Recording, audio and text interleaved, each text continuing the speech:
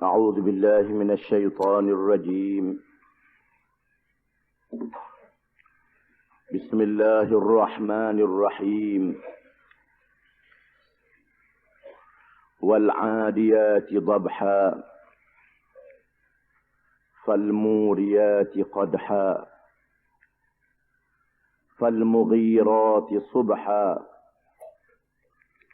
فأثرن به نقعا فوسطن به جمعا إن الإنسان لربه لكنود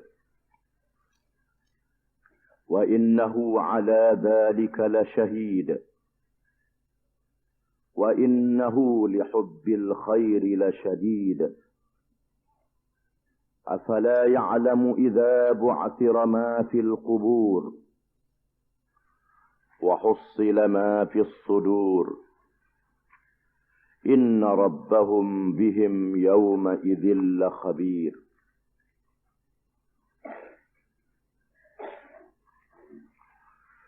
Dengan nama Allah yang amat pemurah lagi amat mengasihani. Demi kuda perang yang berlari dengan kedengaran kencang nafasnya, serta mencetuskan api dari telapak kakinya, dan menyerbu musuh dengan kencang pada waktu subuh, sehingga menghamburkan debu pada waktu itu, lalu menggempur ketika itu di tengah-tengah himpunan musuh. Sesungguhnya manusia sangat tidak bersyukur akan nikmat Tuhannya. Dan sesungguhnya ia dengan bawaannya sangat menerangkan keadaan yang demikian. Dan sesungguhnya ia dalam usaha memenuhi kesayangannya kepada harta sangat kuat. Patutkah ia bersikap demikian? Tidakkah ia mengetahui bagaimana keadaan ketika dibongkarkan segala yang ada di dalam kubur dan dikumpulkan serta didedahkan segala yang terpendam dalam dada? Sesungguhnya Tuhan mereka amat mengetahui dengan mendalam tentang memberi balasan kepada mereka pada hari itu.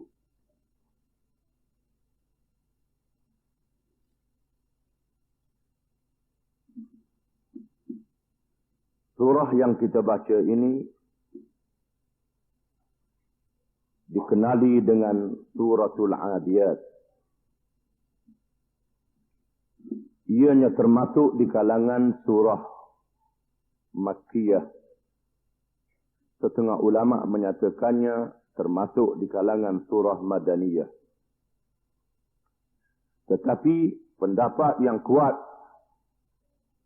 surah ini termasuk di kalangan surah Makkiyah, surah yang diturunkan di Mekah. Surah ini menyatakan kelebihan kuda-kuda para mujahidin di jalan Allah Subhanahu wa taala yang berperang untuk menegakkan agama Allah, meninggikan kalimah Allah Subhanahu wa taala, sehingga kedengaran suara napasnya apabila ia berlari kencang,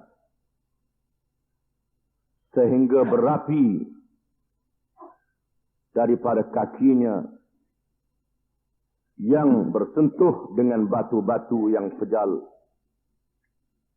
sehingga berterbangan debu-debu. Dan kuda ini mara di tengah-tengah musuh bersama dengan tuannya dengan berani. Di mana Allah Subhanahu wa taala memulakan surah ini dengan bersumpah dengan kuda yang berperang pada jalan Allah Subhanahu wa taala kerana menzahirkan kemuliaannya dan kelebihannya di sisi Allah, mengatasi manusia yang kufur akan nikmat Allah Subhanahu wa taala, yang engkar akan tanda-tanda kebesaran Allah, melempahnya nikmat yang diberi, dan kadang-kadang nyata kufur dan engkarnya kepada Allah Subhanahu wa taala dengan lidahnya, dengan cakapnya, dengan tindak tanduknya, dan terlalu sayang kepada harta benda, lupa akan Allah Subhanahu wa taala. Dan Allah Subhanahu wa taala menutup surah ini dengan perkara beriman kepada hari akhirat, di mana semua manusia akan dikembalikan kepada Allah, akan dihisap, akan dibalas, sama ada ke syurga ataupun ke neraka, tidak memberi manfaat lagi pada hari akhirat. Harta benda dan pangkat yang ada di atas dunia. Yang memberi manfaat ialah iman dan amal yang saleh. Bismillahirrahmanirrahim. Wal-'adiyati dhabha. Demi kuda para mujahidin yang mengeluarkan suaranya apabila berlari dengan kencang. Apabila kuda berlari dengan kencang menerkam musuh menuju ke arah sasaran, akan mengeluarkan suaranya daripada napasnya yang keluar dengan kuat kerana berlari kuat, dengan bersungguh-sungguh patuh dan taat kepada tuannya, yang menunaikan perintah Allah Subhanahu wa taala. Oleh kerana itu, maka Rasulullah sallallahu alaihi wasallam menyatakan, orang yang tidak mengetahui kelebihan kuda yang berjuang pada jalan Allah adalah orang-orang yang ada di dalam dirinya sifat munafik. Dan Rasulullah sallallahu alaihi wasallam menyapu di atas ubun-ubun kuda dan menyatakan bahawa di atasnya diturunkan berkat oleh Allah Subhanahu wa taala. Dan para ulama menyebut di dalam kitab-kitab mereka bagaimana binatang yang mulia ini memuji dan memuja Allah, berdoa kepada Allah Subhanahu wa taala di waktu malam, menandakan bagaimana binatang ini mempunyai kelebihan di sisi Allah Subhanahu wa taala. Bahkan di dalam kitab fiqh, di dalam pembahagian ghanimah, harta rampasan perang, bukan sahaja tuannya mendapat bahagian harta rampasan perang itu, tetapi kuda juga dia beri bahagian daripada harta rampasan perang. Sehingga Islam memutuskan hukum yang diberi kepadanya, kepada kuda itu. Inilah kemuliaan yang diberi kepadanya, kerana ia merupakan binatang yang digunakan untuk berjihad. Falmuriyati qadha. Demi kuda yang mengeluarkan nyalaan api. Nyalaan api apabila ia berlari kuat dan ladamnya, sepatunya yang dibuat daripada besi bersentuh dengan batu, mengeluarkan api kerana terlalu kencang berlarinya. Fal-mughirati subha. Demi kuda yang menyerang di waktu subuh. Sebagaimana yang dinyatakan oleh Rasulullah sallallahu alaihi wasallam, al-harbu khid'ah, perang itu tipu. Perang hendaklah mengandungi tipu daya. Dan tipu daya di dalam peperangan adalah perkara yang disuruh oleh syarak. Bagi mengelirukan musuh dan dibenarkan berbohong ketika perang untuk mengelirukan musuh. Sama ada mengelirukan musuh dengan kekuatan-kekuatan yang ada pada orang Islam. Kekuatannya tidak banyak, tetapi menzahirkan seolah-olah kekuatannya banyak untuk menipu musuh. Ini adalah di antara perkara yang disuruh oleh syarak. Di antaranya ialah menyerang di waktu subuh.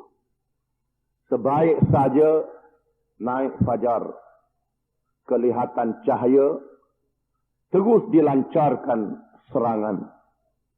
Di waktu malamnya bala tentera bergerak, supaya musuh tidak dapat melihat gerak-geri bala tentera. Di waktu siangnya, tiba-tiba mereka telah diserang dengan mengejut. Ini adalah di antara yang pernah diajar oleh Rasulullah sallallahu alaihi wasallam oleh para sahabat radhiyallahu anhum, kerana peperangan itu adalah tipu daya. Tipu daya untuk melekakan musuh, sebagaimana yang berlaku di dalam peperangan Badar. Apabila Rasulullah sallallahu alaihi wasallam mengambil tempat untuk dijadikan markas pimpinan bala tentera Islam di mata air ataupun di Cerong, di kawasan mata air yang paling dekat, maka seorang sahabat yang tahu berkenaan dengan Badar bertanya kepada Rasulullah sallallahu alaihi wasallam, adakah yang diambil oleh Rasulullah ini wahyi daripada Allah ataupun al-harbu wal makidah, ataupun ia merupakan perang dan tipu daya peperangan? Rasulullah sallallahu alaihi wasallam bersabda, ini bukannya wahyi daripada Allah. Ini adalah tempat yang aku pilih dan peperangan adalah tipu daya.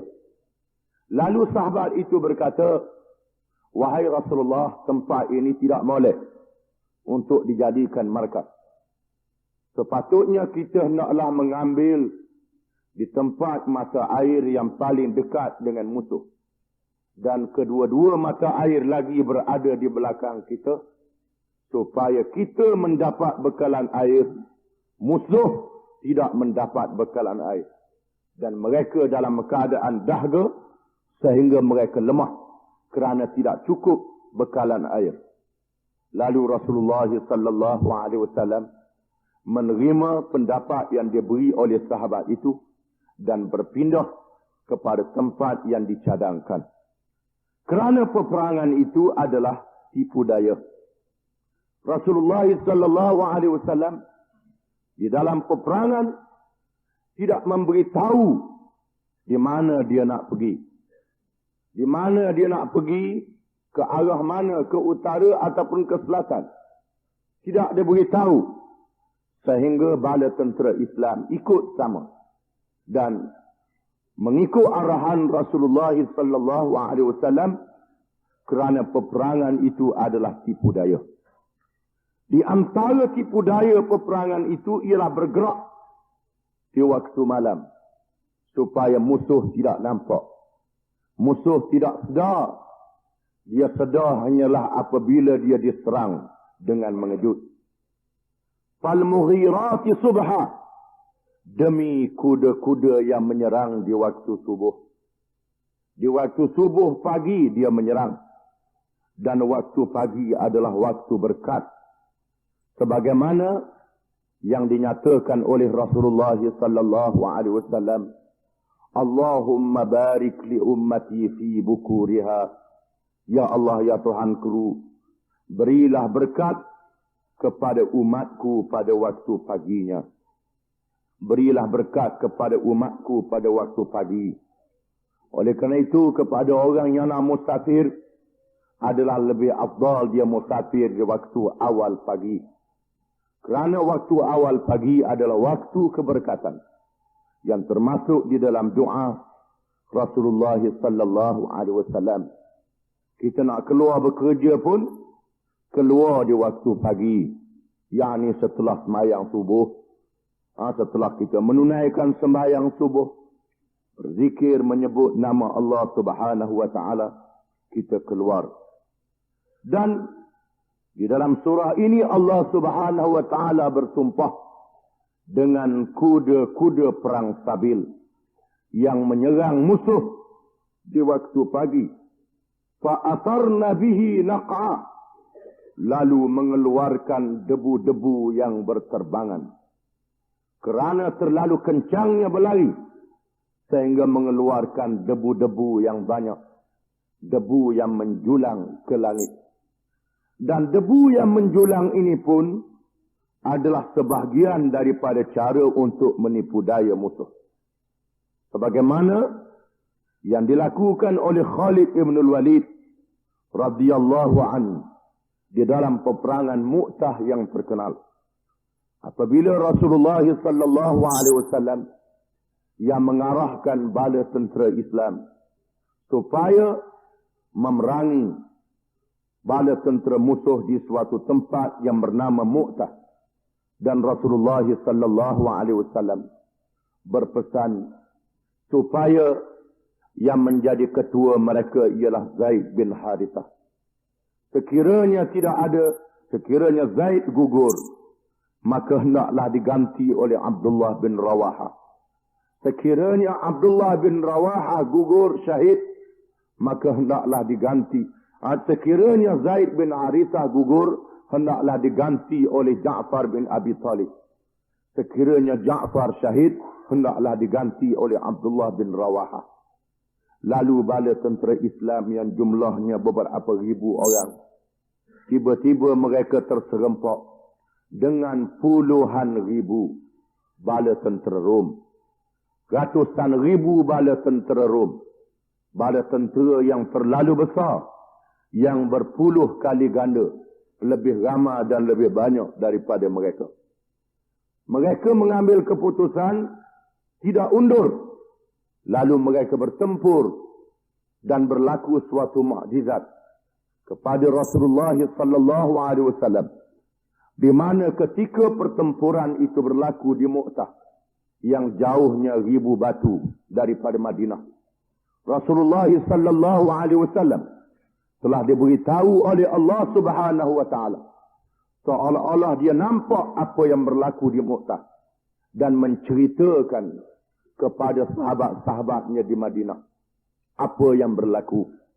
Sekarang mereka bertempur dan Zaid bin Harithah yang menjadi ketua yang pertama telah syahid. Kemudian diganti oleh Ja'far bin Abi Talib, sepupu Rasulullah sallallahu alaihi wasallam.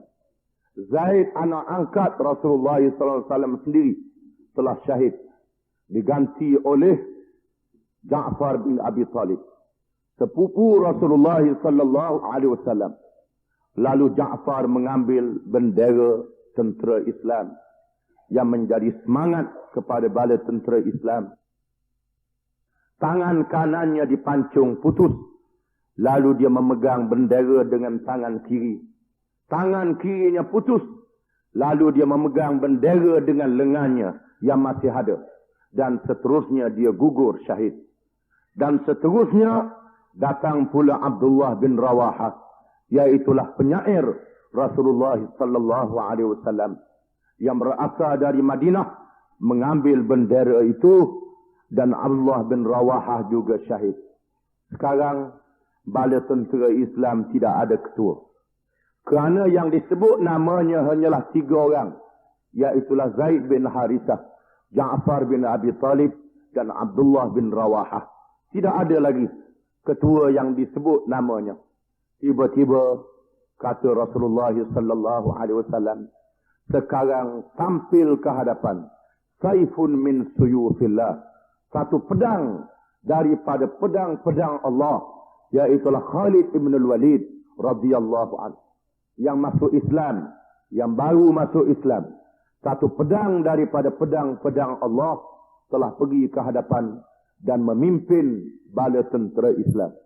Dan Khalid ibn al-Walid yang terkenal dia adalah pedang Allah, dan dia telah melakukan suatu tipu maslahat yang mengelirukan musuh di dalam peperangan itu. Iaitulah dengan menyusunkan beberapa saf bala tentera Islam. Saf yang pertama menyerang, kemudian saf yang pertama berundur, saf yang kedua pula menyerang, saf yang kedua berundur, saf yang ketiga menyerang, saf yang keempat berundur, dan saf yang berada di belakang melarikan kuda dengan kuat sehingga menaikkan debu yang menjulang ke langit. Sehingga bala tentera Rom merasakan bahawa bala tentera Islam terlalu ramai. Seperti ombak, mereka selalu datang menyerang, dan di belakangnya debu yang banyak menjulang ke langit. Dan bala tentera Islam adalah berani. Mereka datang beramai-ramai, bertalu-talu, padahal orang yang sama saja. Tetapi Khalid ibn al-Walid telah menyusun satu cara peperangan, satu tipu hilah peperangan yang menyebabkan musuh merasa gerun. Di antaranya ialah menjulangkan debu ke langit. Oleh kerana itu, memang Allah Subhanahu wa taala kena pada tempatnya bersumpah, fa'atharna bihi naq'a, lalu kuda ini menaikkan debu yang menjulang ke langit. Debu yang menjulang ke langit mengandungi keberkatan, kerana ia daripada kuda yang berjihad pada jalan Allah Subhanahu wa taala. Pernah ditanya akan Abdullah bin Al-Mubarak, mana lebih di antara Muawiyah bin Abi Sufyan radhiyallahu anhuma dengan Umar bin Abdul Aziz. Umar bin Abdul Aziz ialah khalifah Islam di kalangan kerajaan Amawiyah yang adil. Dia bukan sahabat. Muawiyah bin Abi Sufyan ialah sahabat yang berperang dengan Sayyidina Ali. Dia berperang dengan Sayyidina Ali, dan di dalam peperangan ini Sayyidina Ali yang betul, Muawiyah yang salah. Memang Sayyidina Ali yang betul di dalam peperangan Siffin, Muawiyah yang salah di dalam peperangan itu. Salah di dalam ijtihadnya. Lalu orang tanya Abdullah bin Mubarak, mana lebih di antara Umar bin Abdul Aziz, khalifah yang adil, dengan Muawiyah bin Abi Sufyan yang tersalah kerana berperang dengan Sayyidina Ali. Lalu Abdullah bin Mubarak menjawab, sesungguhnya debu-debu yang berada di dalam lubang hidung kuda Muawiyah yang berjihad bersama-sama Rasulullah sallallahu alaihi wasallam lebih afdal daripada batang tubuh Umar bin Abdul Aziz. Kerana Muawiyah adalah sahabat, Umar bin Abdul Aziz bukan sahabat. Sahabat-sahabat radhiyallahu anhum mempunyai kelebihan, mempunyai kemuliaan. Oleh kerana itu, mereka adalah mendapat kelebihan yang istimewa. Dosa mereka diampun oleh Allah Subhanahu wa taala kerana mereka mendapat kelebihan, didoakan secara istimewa oleh Rasulullah sallallahu alaihi wasallam. Fawasatna bihi jama'a, lalu ia berada di tengah-tengah perhimpunan musuh. Bukan saja berlari laju, tiba-tiba kuda yang laju ini berada di tengah-tengah perhimpunan musuh yang ramai, menggerunkan musuh dengan kelajuannya, menakutkan musuh dengan keberaniannya, dan berada di tengah-tengah musuh, menentang musuh. Ini adalah kelebihan yang diberi oleh Allah kepada kuda mujahidin yang berjuang pada jalan Allah Subhanahu wa taala. Ulama tafsir menyebut, setengah ulama tafsir menyebut bahawa segala ayat-ayat ini bersempena dengan satu peristiwa yang berlaku di zaman Rasulullah sallallahu alaihi wasallam. apabila Rasulullah sallallahu alaihi wasallam menghantar satu pasukan bala tentera Islam yang dipimpin oleh salah seorang sahabatnya, berapa lama? Lalu orang-orang munafik yang ada di Madinah menyebarkan berita khabar-khabar angin, menyatakan bahawa semua sahabat yang dihantar itu mati belaka dah. Mati belaka dah. Tak balik dah. Ini adalah kerja orang munafik untuk melemahkan orang Islam. Mati belaka dah. Memang kadang-kadang ada yang mati belaka dalam peristiwa Ar-Raji', dalam peristiwa Bi'ru Ma'unah. Sahabat-sahabat yang dihantar oleh Rasulullah sallallahu alaihi wasallam telah dibunuh. Tidak diketahui beritanya, malaikat setelah malaikat memberitahu kepada Rasulullah sallallahu alaihi wasallam. Tetapi dalam peristiwa ini, sahabat-sahabat itu sebenarnya tidak mati. Mereka itu berperang. Lalu Allah Subhanahu wa taala bersumpah dengan kuda-kudanya yang berperang, yang merempuh di tengah-tengah musuh kerana menegakkan agama Allah, menunaikan perintah Allah dan Rasulnya sallallahu alaihi wasallam. Di mana semua ayat yang tersebut di atas adalah sumpah daripada Allah Subhanahu wa taala sebagai memuliakan dan membesarkan makhluknya yang menjadi sumpah kepada yang disumpahkan dengannya, iaitulah kuda yang berjihad pada jalan Allah, yang bersegera untuk menyerang musuh-musuh Allah, yang mengeluarkan api daripada kuku, daripada kakinya, yang mengeluarkan debu yang menjulang, menyerang musuh di waktu pagi, dan sehingga berada di tengah musuh untuk menakutkan musuh dan menggerunkan musuh. Setelah Allah Subhanahu wa taala bersumpah dengan perkara-perkara ini, maka Allah Subhanahu wa taala menyebut satu perkara yang sangat penting, iaitulah perkara yang berhubung dengan manusia. Supaya manusia mengambil pengajaran, manusia mengambil pengiktibaran. Innal insana li rabbih lakanun. Sesungguhnya manusia itu sangat engkar akan nikmat Tuhannya. Yakni sangat kufur akan nikmat Tuhannya. Yakni sebagaimana yang dinyatakan oleh Ibnu Abbas, sangat kufur akan nikmat-nikmat Allah. Sebagaimana yang dikatakan oleh Al-Hasan, mereka menyebut kalau mereka dikenakan bala dan musibat, mereka lupa apabila mereka menerima nikmat. Ini adalah di antara tanda kufur nikmat kepada manusia. Apabila mereka susah, lazimnya mereka ingat akan Allah. Apabila mereka diberi nikmat, diberi kesenangan, diberi kemewahan, mereka lupa akan Allah Subhanahu wa taala. Tidak ingat kepada Tuhan yang menjadikannya. Tidak ingat kepada Tuhan yang memberi rezeki kepadanya. Dia merasakan bahawa rezeki yang dia dapat, nikmat yang dia boleh daripada dia. Dia, semua dia belaka. Kerana pandai dia, kerana cerdik dia, kerana rajin dia, kerana usaha dia, kerana pintar dia, kerana kuat dia. Semuanya dia belaka.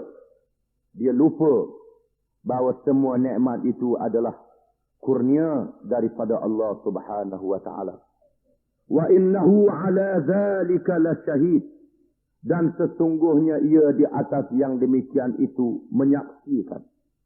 Manusia sendiri menyaksikan. Dia sendiri lihat bahawa dia kufur akan nikmat Allah Subhanahu wa taala. Kalau dia silik, kalau dia pandang betul-betul, memang sebenarnya dia kufur akan nikmat Allah Subhanahu wa taala. Cuba dia lihat berapa lama masa dia bekerja dalam masa sehari semalam. Lama mana masa dia tidur dan lama mana masa dia beribadat kepada Allah. Banyak mana dia berzikir, dia menyebut akan nama Allah Subhanahu wa taala. Sembahyang yang difardukan, yang diwajibkan oleh Allah 5 waktu, kalau dicampur semua sekali dalam setengah jam je. Tak sampai sejam. Semayang 5 waktu ni kalau dicampur. Kalau ditunaikan rukun-rukunnya sahaja, semayang 5 waktu ni bukan satu masa yang panjang. Tetapi ramai manusia yang tidak bersembahyang. Sedangkan masa yang diwajibkan kepadanya 5 waktu untuk ingat kepada Allah, menghadap Allah, menunaikan sembahyang tidak panjang. Masa dia bekerja adalah selalu panjang. Kalau dia sedar bahawa yang menjadikan dia ialah Allah, dia boleh bernyawa, dia boleh hidup, dia boleh bernafas, dengan adanya roh adalah pemberian daripada Allah. Kalau Allah Ta'ala tarik nyawa dia, mati selalu.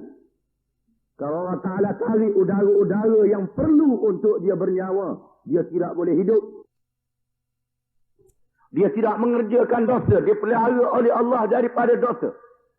Para sahabat radhiyallahu anhum yang hampir kepada Allah Subhanahu wa Ta'ala, beribadat, menangis, takut akan Allah Subhanahu wa Ta'ala, padahal mereka adalah banyak taat kepada Allah Subhanahu wa Ta'ala. Sebagaimana yang dinyatakan, hasanatul abrar sayyiatul muqarrabin. Kebaikan yang dilakukan oleh orang yang berbuat baik. Orang yang berbuat baik, dia sudah membuat amal-amal yang soleh. Tetapi orang yang muqarrabin, yang hampir kepada Allah Subhanahu wa Ta'ala, merasakan bahawa dia berdosa lagi. Kerana tidak padan dengan nikmat yang diberi oleh Allah. Seluruh hidupnya adalah pemberian daripada Allah. Sedangkan apa yang dia buat kepada Allah Subhanahu wa Ta'ala, beribadat kepada Allah, terlalu sedikit. Manusia menyaksikan sendiri, melihat sendiri kalau dia mahu menyaksikan bahawa memang manusia ini kufur kepada nikmat yang diberi oleh Allah. Cuma Allah Ta'ala mahu supaya kita sebut Alhamdulillahirabbil alamin, segala puji bagi Allah Tuhan sekalian alam. Kita sebut dalam doa iftitah, inna salati wa nusuki wa mahyaya wa mamati lillahi rabbil alamin.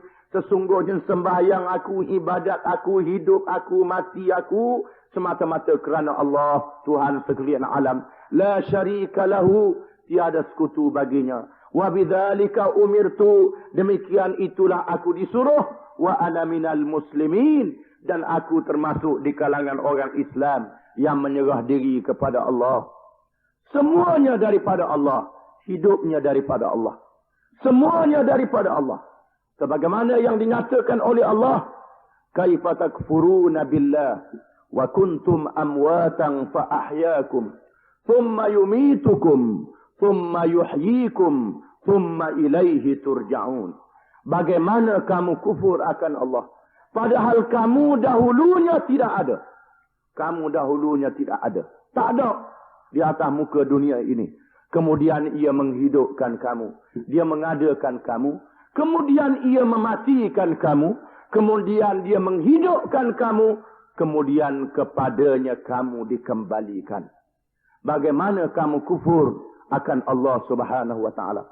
Oleh karena itulah kita diajar oleh Rasulullah sallallahu alaihi wasallam, bukan saja kita semayang menyebut nama Allah, nak tidur pun sebut nama Allah.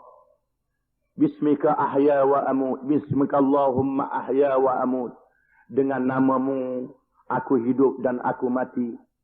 Setelah kita nak tidur, dia ajar Allahumma inni aslamtu nafsi ilaik wa wajjahtu wajhi ilaik wa fawwadtu amri ilaik wa alja'tu zahri ilaik raghbatan wa rahbatan ilaik la malja'a wa la manja minka illa ilaik amantu bi kitabika alladhi anzalt wa nabiyyika alladhi arsalt. Ya Allah, ya Tuhanku, aku serahkan diri aku kepadamu. Aku hadapkan muka aku kepadamu. Aku sandarkan belakang aku kepadamu. Dalam keadaan gemar dan takut kepadamu. Tiada tempatlah melarikan diri daripadamu, malaikat menyerah diri kepadamu. Tiada tempat berlindung, malaikat kepadamu. Maka aku beriman dengan kitab yang engkau turunkan dan nabi yang engkau utuskan. Dan dia ajar bila bangun daripada tidur, alhamdulillahilladzi ahyana ba'dama amatana wa ilaihin nusyur. Segala puji bagi Allah, Tuhan yang telah menghidupkan kami setelah dia mematikan kami, dan kepadanya kami dihimpunkan pada hari kiamat. Sebut nama Allah. Kemudian bila nak makan, diajar oleh Rasulullah sallallahu alaihi wasallam, idza akalta fasammillah. Apabila engkau makan, sebut nama Allah. Bismillah. Sebut nama Allah Subhanahu wa taala. Berdoa meminta berkat. Allahumma barik lana fima razaqtana wa qina azabannar. Ya Allah, ya Tuhanku, berilah berkat kepada apa yang telah engkau rezekikan kepada kami. Kepada engkau telah engkau rezekikan kepada kami, dan peliharakanlah kami daripada azab neraka. Setelah kita makan, alhamdulillahilladzi at'amana wa saqana wa ja'alana minal muslimin. Segala puji bagi Allah, Tuhan yang telah memberi makan, memberi minum kepada kami, dan kami termasuk di kalangan orang Islam. Nak masuk jamban, dia ajar, a'udzubillahi minal khubuthi wal khaba'ith. Aku berlindung dengan Allah daripada kejahatan al-khubus dan al-khaba'ith, kejahatan syaitan, kejahatan perkara-perkara yang menyakitkan. Bila keluar daripada jamban, disebut alhamdulillahilladzi adhaba 'annil adha wa 'afani. Segala puji bagi Allah, Tuhan yang menghilangkan aku perkara-perkara yang menyakitkan. Keluar semua perkara yang menyakitkan aku, dan memberi afiat kebaikan kepadaku. Bila nak keluar berjalan, bismillahi tawakkaltu 'ala Allah. Dengan nama Allah, aku bertawakal, menyerah diri kepada Allah. Sikit saja. Kalau dibaca terlalu sedikit. Terlalu sedikit kita menyebut akan Allah Subhanahu wa taala. Terlalu banyak apa yang kita buat untuk kita. Kadang-kadang dalam keadaan kita buat taat kepada Allah Taala pun duduk teringat ke kita juga. Dalam keadaan semayang, dah ingat ke Allah, dia ingat ke aku je. Baik aku ni, bagus aku ni semayang. Dalam keadaan semayang, duduk ingat, baik aku lebih daripada orang ni, lebih daripada orang ni. Dalam keadaan semayang molek orang duduk tengok ni. Lupa lagi kepada Allah Subhanahu wa taala. Dalam keadaan beribadat. Inilah manusia. Dan manusia sendiri menyedari akan perkara ini. Wa innahu ala dzalika, dan sesungguhnya ia menyaksi atas yang demikian itu. Menyaksikan.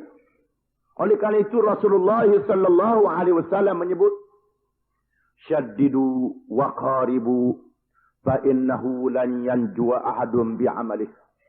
Faqalu wala anta ya Rasulullah, qala wala ana illa an yataghammadani Allah birahmatin minhu wa fadl. Rasulullah menyatakan, bersungguhlah kamu, hampirkanlah diri kamu kepada Allah. Sesungguhnya seseorang itu tidak selamat dengan jasa amalannya sahaja. Tidak selamat dengan jasa amalannya sahaja.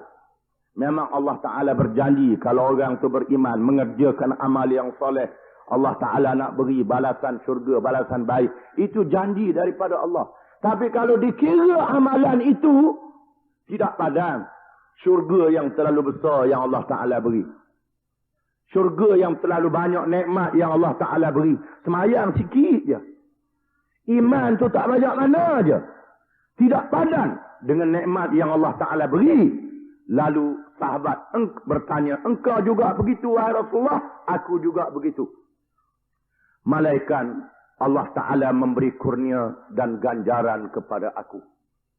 Segala nikmat syurga yang diberi oleh Allah adalah kurnia daripada Allah. Kalau kita nak kata upah, banyak berdoa lalu. Kalau nak kata upah, banyak berdoa lalu. Kalau kita tengok semayang dengan nyaku, letih nyaku lagi. Tapi upah semayang, kalau nak kata upah lah, yang Allah Ta'ala beri, syurga. Sekurang-kurang nikmat syurga itu, ialah kerajaan yang paling besar yang ada di atas dunia, berkali-kali ganda lagi. Berkali-kali ganda lagi. Ini adalah merupakan sebenarnya kurnia dan ganjaran yang besar yang tiada bandingan daripada Allah Subhanahu wa taala. Wa innahu lihubbil khairi lasyadid. Dan sesungguhnya manusia itu terlalu kasih kepada kebaikan, yakni terlalu kasih kepada harta dan mengumpulkan harta benda. Manusia itu terlalu kasih kepada harta dan terlalu suka untuk mengumpulkan harta benda. Dan terlalu lemah untuk beribadat kepada Allah. Itulah hakikatnya. Yang sepatutnya ia juga terlalu kasih beribadat kepada Allah. Syukur akan nikmat Allah Subhanahu wa taala. Tetapi apa yang berlaku terlalu kasih untuk mengumpulkan harta benda. Padahal harta benda ini merupakan nikmat sementara waktu daripada Allah Subhanahu wa taala. Bukan suatu nikmat yang berpanjangan. Allah Taala tidak mengharamkan harta. Kalau nak cari harta banyak mana pun, cari. Tetapi jangan lupa kepada Allah Subhanahu wa taala. Sebagaimana Allah mengajar kita, Nabi Allah Sulaiman alaihi salam yang memerintah dunia, memerintah manusia, memerintah jin, memerintah binatang, tidak lupa akan nikmat Allah. Kuat beribadat kepada Allah Subhanahu wa taala. Kalau sakit pula Nabi Ayub alaihi salam dalam keadaan sakit berat, tidak lupa akan Allah Subhanahu wa taala. Para sahabat radhiyallahu anhum, Sayyidina Utsman, Abdurrahman bin Auf, kaya, tidak lupa akan nikmat Allah, beribadat kepada Allah Subhanahu wa taala. Tetapi yang menjadi masalah, manusia yang mencari harta itu tidak ingat kepada Allah, tidak ingat kepada ibadat, tidak ingat kepada ibadat. Kadang-kadang harta tu bukan banyak sangat, lembu seekor je, duduk layang ke lembu tak semayang asar. Duduk layang ke ikan, jemur ikan umpamanya, tak semayang. Tak semayang subuh dan seumpamanya. Lupa kepada Allah. Terlalu sedikit. Walaupun banyak nikmat dunia, adalah terlalu sedikit. Tetapi yang menjadi masalah, manusia terlalu banyak mengejar nikmat. Sebagaimana yang disebut di dalam hadis, kalau diberi kepada manusia itu satu lembah daripada emas, nascaya dia mahu satu lembah lagi. Satu lembah daripada emas yang penuh dengan emas diberi kepadanya. Emas saja tak campur dengan batu langsung. Satu lembah daripada emas diberi kepadanya, nascaya dia mahu satu lembah lagi. Nabi kata, berhenti tak berhentinya bila sumbat tanah dalam mulut. Bila sumbat tanah dalam mulut, barulah berhenti dan dia lupa kepada segalanya. Seorang ahli tasawuf telah memperingatkan seorang raja dalam satu kisah yang disebut dalam kitab-kitab tasawuf. Dia ahli tasawuf ini pergi melawat negeri Samarkand. Negeri Samarkand. Samarkand ialah negeri Asia Tengah yang duduk di kawasan Rusia sekarang. Itu adalah negeri orang Islam. Samarkand, Azerbaijan yang bergolak sekarang. Ini negeri orang Islam. Turkistan Timur, Turkistan Barat. Dan Samarkand ini ada kerajaan Islam zaman dahulu. Ahli tasawuf ini bila sampai ke negeri itu, bila masuk waktu nak malam, dia pun berfikir, kat mana aku nak tidur malam ni? Akhirnya cari, tak ada tempat nak tidur, lalu dia pun terus pergi tuju ke istana raja yang memerintah Samarkand. Kebetulannya pengawal tak sedar, leka sikit. Dia duduk di anjung istana, apa kain dia nak direnggang. Tiba-tiba mari pengawal. Pengawal tu kata, ini adalah istana, kawasan larangan, awak tak boleh duduk sini. Kata ahli tasawuf ni bukan istana, kata dia rumah tumpangan. Ini adalah rumah tumpangan, rumah persinggahan, kata dia. Kata pengawal itu tidak, mudah ertikan ni istana. Ditulis tu larang masuk, tak pernah masuk. Apa siapa mau masuk, kata dia, ini adalah rumah persinggahan. Rumah persinggahan, kata dia. Dia buat degil dia begitu. Dia tengah berbalah, tiba-tiba raja pun lalu. Raja pun lalu. Raja kata bodoh orang ni. Siapa tak tahu ni. Istana ke rumah persinggahan. Akhirnya raja pun teranglah ini adalah istana dia. Lalu ahli tasawuf itu bertanya, siapa dia yang buat rumah ni? Lalu raja tu kata, Tok Kri saya buat dulu. Kemudian lepas Tok Kri mu, siapa dia pula? Katanya raja, lepas Tok Kri saya, ayah saya. Lepas pada ayah, siapa dia pula? Lepas pada ayah, saya pula. Dah lepas pada saya, lepas pada awak, siapa dia pula yang duduk sini? Lepas pada saya, anak saya pula. Oh, kalau begitu, kata ahli tasawuf ni, rumah ni dah tekak tuan, kata dia. Lepas orang mari hak ni pergi pula. Kalau begitu, dia tidak lebih daripada rumah persinggah. Rumah persinggahan. Ini adalah rumah persinggahan, kata dia. Rumah sementara waktu. Rumah persinggahan. Dan banyak dalam kitab-kitab tasawuf peringatan-peringatan yang seperti ini. Di antaranya pernah berlaku seorang ahli tasawuf ingin menasihatkan seorang ulama yang hidup dalam keadaan dia mewah, dia senang. Tidaklah menjadi haram dia nak hidup senang mewah, tapi jangan lupa kepada Allah Subhanahu wa taala. Lalu ahli tasawuf juga yang alim, dia pergi ke rumah ulama tu. Kata dia, saya nak tupang belajar ambil air semayang. Saya tak pandai ambil air semayang. Kata orang alim ni, tak apalah, saya nak ajarlah. Silalah awak ambil air semayang. Saya tengok dulu, kalau tak betul, saya tunjuk. Lalu ahli tasawuf ni, dia ambil air semayang, basuh muka 4 kali. Dia basuh muka 4 kali, basuh 2 tangan hingga 2 siku 4 kali, basuh kepala 4 kali. Kata orang alim ni tak boleh basuh 4 kali begitu, makruh. Kerana sunat sekat 3 kali je. Bila 4 kali tu lebih dah. Kata dia, aku basuh 4 kali tak boleh. Yang mung duduk buah tu, dalam ambil air semayang, basuh 4 kali pun tak boleh. Ini dalam masalah harta, kalau lebih lalu, kau tak boleh lagi, kata dia. Kau tak boleh lagi. Aku ambil air semayang nak basuh 4 kali pun. Kamu kata makruh. Bagaimana kamu mengumpulkan dengan cara yang melampaui batas? Ini adalah peringatan. Harta adalah kurnia daripada Allah.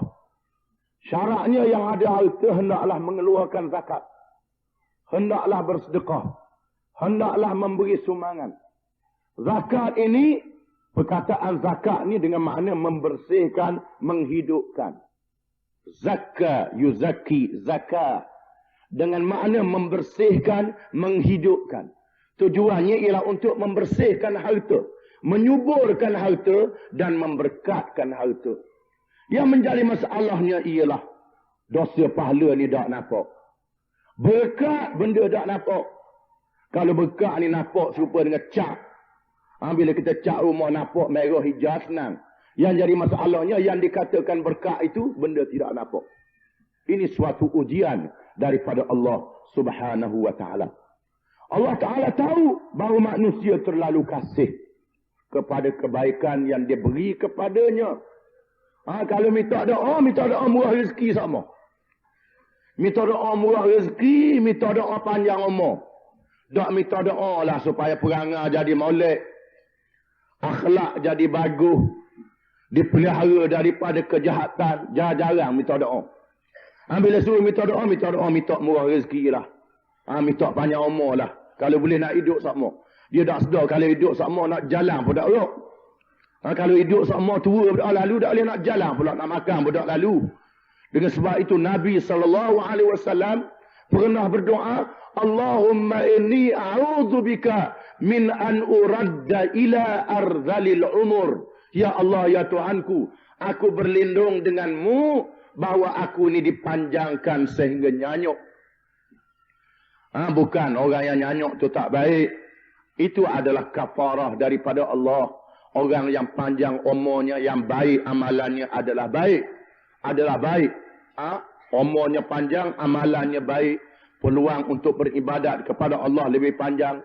Sedar dan insaf. Allah Ta'ala jadikan ujian dalam kehidupan dunia untuk menghilangkan dosa. Ini adalah baik. Tetapi kadang-kadang, siapa lupa dah orang pun dah ingat lagi. Kalau tua dah lalu, nak mengucap pun dah apa betul dah. Nak mengucap pun dah apa betul dah. Kadang-kadang, dah lah daripada muda tu tidak mengucap, masa tua pun tak mengucap. Mengucap pun tak apa betul. Kalau dalam keadaan daripada awal sampai tidak betul, baiklah. Dengan sebab itu, di dalam doa yang diajar oleh Nabi SAW, in kanatil hayatu khairan li fa ahyini wa in kanatil mautu khairan li fa amitni, atau kama qala, ya Allah, ya Tuhanku, sekiranya hidup terlebih baik kepada aku, maka hidupkanlah aku. Kalau sekiranya mati terlebih baik kepada aku, maka matikanlah aku. Kita jadi masalahnya bila sebut mati itu takut selalu. Memang takut belaka. Tetapi yang menjadi masalahnya, orang yang takut mati kerana dosa yang dia buat. Punca takut kerana dosa. Tetapi orang yang taat kepada Allah Subhanahu Wa Taala, bila dia takut mati, makin banyak taat. Dan ada rindu kepada mati dan rindu kepada Allah. Dan dia sedar bahawa dia mesti mati. Dan semua manusia akan mati. Akan bertemu dengan Allah Ta'ala belaka. Tak kira siapa dia. Tidak ada orang yang kekal selama-lamanya. Malaikat Allah Subhanahu Wa Ta'ala. Semuanya akan mati belaka. Yang menjadi masalah, manusia tidak bersedia untuk mati. Tidak berbekal untuk mati. Duduk berasa lepas esok ada lagi, esok ada lagi, esok ada lagi. Lepas esok 10 tahun. Lepas esok 20 tahun. Lepas esok 40 tahun. Lepas esok 60 tahun. Duduk main esok sama, lepas esok. Sikit je, lepas esok je. Dan akhirnya, kita bertemu dengan Allah Subhanahu Wa Ta'ala. Dengan sebab itu, maka kita naklah sedar dan insaf. Sesungguhnya manusia terlalu kasih kepada kebaikan, kepada nikmat. Kemudian Allah Subhanahu Wa Ta'ala memberi peringatan. Afala ya'lamu idza bu'sira ma fil qubur. Adakah ia tidak tahu apabila dibongkarkan segala apa yang ada di kubur? Adakah manusia ini baru dia tahu dan dia sedar, baru dia faham dan dia insaf apabila dibongkarkan segala yang ada di dalam kubur? Bila dibongkar segala yang ada di dalam kubur, apa yang ada di dalam kubur? Yang ada di dalam kubur ialah tulang-tulang yang hancur. Yang ada di dalam kubur yang dibawa oleh seseorang itu ialah kain kafan. Orang yang ada istana, dia tak pikul istana bawa dalam kubur dia. Orang yang ada harta benda banyak, dia tidak bawa harta benda dia semua ke dalam kubur. Yang paling tinggi ialah kain kafan. Dia bawa bersama dengan dia kain kafan. Kemudian hancur lebur di dalam kubur. Itulah. Dan yang menjadi bekalan kepadanya ialah amal yang saleh. Adakah dia nak tahu apabila dibongkar apa yang ada dalam kubur, baru dia tahu. Baru dia sedar, baru dia nak erti. Ini adalah satu perkara yang tidak patut. Dan kita naklah sedar bahawa bersama-sama manusia itu 3 perkara. Yang akhir bersama dengannya satu sahaja. Bersama dengan manusia harta dia. Bersama dengan manusia dia, kaum keluarga dia dan saudara-saudara dia, kawan-kawan dia. Dan bersama dengan manusia iman dan amal dia. Sebaik saja dia meninggal dunia, putus dengan harta. Harta tak boleh nak buat apa. Terpulang kepada orang hidup lah nak buat lagu mana bila dia meninggal dunia. Kemudian kaum keluarga dan sahabat handai dia, paling-paling tinggi sekali atau dekat lubang kubur je. Walaupun orang yang paling dikasih hantar dekat lubang kubur, tidak sanggup nak masuk sama dalam kubur. Tak ada siapa-siapa dia pun masuklah dalam kubur sekali tunggu. Tak ada. Tidak ada yang sanggup masuk ke dalam kubur bersama. Yang bersama di dalam kuburnya ialah iman dan amal yang saleh. Iman dan amal yang saleh. Ada seorang penulis Islam, dia banding dengan suatu cerita. Seorang yang ada 3 saudara, ada 3 kawan, kata dia. Yang pertama kawan dia kasih sekali. Yang kedua kawan nombor 2. Yang ketiga kawan nombor 3. Kawan juga tapi dia tak berapa kasih. Tiba-tiba berlaku suatu hal kepada dia. Dia terpaksa kena pergi ke bala polis. Dibawa ke mahkamah. Kawan dia kasih sekali tu dulu lari. Dulu sekali lari. Tak sanggup. Tak sanggup. Nak pergi ke bala pun tak sanggup. Nak pergi ke mahkamah pun tak sanggup. Kemudian kawan yang kedua, nombor 2 ni, sanggup pergi atas di pintu mahkamah. Dia teman dekat pintu je, tapi tak sanggup nak masuk dalam. Yang ketiga, yang dia benci sekali. Hak ni sanggup bersama dengan dia, jadi saksi, membela dia. Inilah bandingan hubungan manusia dengan harta, dengan kaum keluarga, dengan sahabat handai, dan dengan iman dan amal yang saleh. Adakah manusia nak tahu apabila dibongkarkan apa yang ada di dalam kubur daripada mayat-mayat? Wa hussila ma fis sudur, dan dinyatakan, didedahkan, dibongkarkan segala apa yang tersimpan di dalam dada. Allah Ta'ala membongkarkan apa yang ada di dalam dada seseorang. Orang yang beriman dibongkarkan imannya. Orang yang kafir dibongkarkan kafirnya. Orang yang munafik, yang menipu, dia menunjuk-nunjuk seolah-olah dia beriman, padahal dia tidak beriman. Dibongkarkan di dalam dadanya bahawa dia adalah penipu. Orang yang menunjuk-nunjuk akan dibongkarkan bahawa apa yang dia buat ini tidak ikhlas kerana Allah Subhanahu wa Ta'ala. Adakah manusia nak tahu, nak reti apabila dibongkarkan apa yang ada di dalam dadanya? Inna rabbahum bihim yawma idzil la khabir. Sesungguhnya Tuhan mereka sangat mengetahui pada hari itu, yakni di atas apa yang mereka lakukan. Allah Ta'ala maha mengetahui apa yang dilakukan oleh mereka. Di atas dunia ni pun Allah Ta'ala tahu. Di hari kiamat Allah Ta'ala yang maha mengetahui, mendedahkan dan menentukan balasan kepada mereka. Dan balasan yang diberi ini pun penuh dengan rahmat. Yang mengerjakan amal yang saleh, niat saja diberi 1 pahala. Apabila dia mengerjakan amal yang saleh, diganda sekurang-kurang 10 kali ganda, dan ada yang 700 kali ganda, dan ada ibadat yang tidak terhingga besar kelebihannya. Sebagaimana disebut dalam hadis, ada yang 10 kali ganda, ada yang 700, ada yang Allah Ta'ala tak beritahu kerana terlalu besarnya pahala, terlalu banyaknya pahala, terlalu banyaknya kelebihan daripada Allah. Kemudian diberi peluang bertaubat, diberi peluang menghilangkan dosa. Innal hasanati yudhibnas sayyi'at. Setelah dia mengerjakan amal yang saleh ini menghapuskan dosa-dosa yang kecil. Kemudian diberi peluang untuk bertaubat. Selagi nyawa belum sampai ke halqum, diberi peluang lagi untuk bertaubat. Terlalu banyak peluang yang Allah Ta'ala beri. Kemudian ada lagi peluang di hari kiamat, syafaat yang diberi oleh Nabi sallallahu alaihi wasallam. Syafaat yang diberi oleh ulama-ulama yang saleh. Syafaat yang diberi oleh malaikat. Syafaat yang diberi oleh orang-orang yang mati syahid untuk menyelamatkan orang yang masuk neraka. Ada lagi peluang dia beri syafaat. Kemudian ada lagi pula kurnia daripada Allah. Orang yang memang dia masuk neraka, Allah Ta'ala kurnia lagi pula. Kurnia. Sebagaimana disebut dalam hadis, ada seorang hamba Allah yang diserahkan kepadanya suratan amal, sayu mata memandang, penuh dengan amalan yang jahat. Dia seorang yang beriman. Lalu Allah Ta'ala bertanya, wahai hambaku, adakah malaikat-malaikat aku buat zalim kepadamu?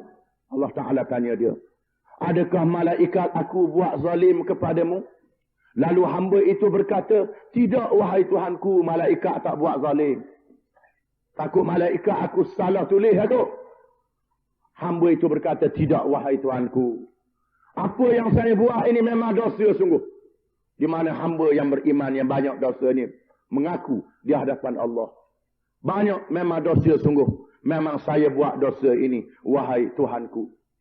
Lalu Allah mengatakan, ada tersimpan di sisiku. Ada tersimpan di sisiku suatu surat yang menjadi keyakinan kepadamu, yang diucapkan olehmu, lalu diberi kepadanya suratan la ilaha illallah Muhammadur Rasulullah, yang menjadi keyakinan kepadanya. Surat kecil saja. Lalu hamba itu berkata, wahai Tuhanku, bagaimana surat yang kecil ini nak timbang bersama-sama dengan amalan jahat yang suratnya sayuk mata memandang. Allah Ta'ala kata, pergi wahai hambaku, sesungguhnya engkau tidak dizalimi sedikit pun, wahai hambaku. Pergi. Lalu dia pergi dalam keadaan hati yang merasakan bahawa tak ada harapan dah aku. Lalu ditimbang. Tiba-tiba surat yang kecil yang terkandung la ilaha illallah menjadi berat lebih daripada surat amalan jahat yang sayuk mata memandang. Jangan pula kita rasa apakah mengucap je. Tak payah semayang dah. Ini adalah suatu kurnia yang diberi oleh Allah kepada seorang hamba yang mempunyai keyakinan. Mungkin ada hamba yang demikian rupanya. Kerana jahilnya, kerana tak tahunya dan seumpamanya. Kerana hal-hal yang diketahui oleh Allah Subhanahu wa ta'ala. Yang Allah Ta'ala tahu, tetapi kita jangan memandang ringan.